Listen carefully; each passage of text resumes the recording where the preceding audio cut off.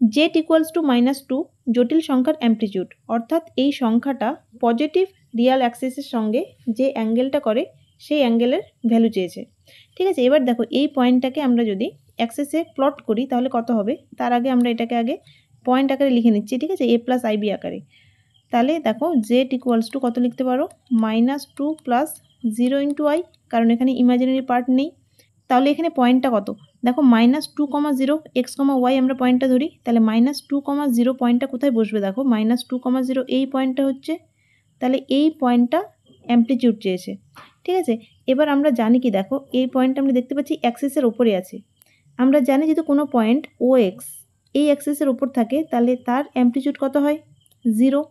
ঠিক আছে, যদি এই অ্যাক্সিসের ওপর থাকে তাহলে তার অ্যামপ্লিটিউড কত হয়, π/2। যদি এই অ্যাক্সিসের ওপর থাকে মানে OX ড্যাশ, তাহলে তার অ্যামপ্লিটিউড কত হয়, পাই হয়।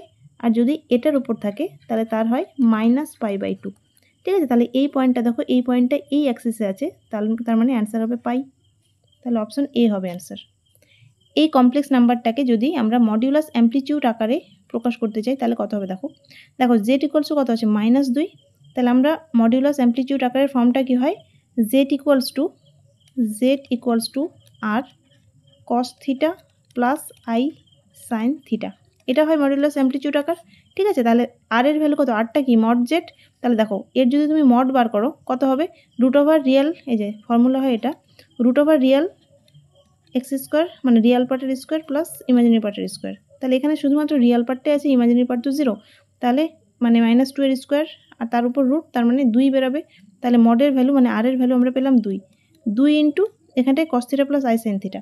এবার তোমাকে দেখতে হবে যে মানে অ্যাঙ্গেলটা আমরা বার করতে চাইছি, এখানে দেখতে পাচ্ছি আমরা যেহেতু ইমাজিনারি পার্ট নেই, তার মানে তোমার সাইন থিটার ভ্যালুটা 0 আসবে এবং কস থিটার ভ্যালু -1 আসতে হবে। ঠিক আছে, কারণ 2কে কি লিখতে পারো তুমি, 2 ইন্টু -1, তাহলে এখানটায় কস অফ, এখানকার মধ্যে কোন অ্যাঙ্গেলের ভ্যালু -1 হয়, অবশ্যই পাই, কস পাই এর ভ্যালু -1 হয় আর সাইন পাই 0 হয়। ঠিক আছে, তাহলে প্লাস আই সাইন পাই, এখান থেকেও তুমি মানে মডুলাস অ্যামপ্লিটিউড আকার থেকে অ্যাঙ্গেলটা বার করতে পারবে।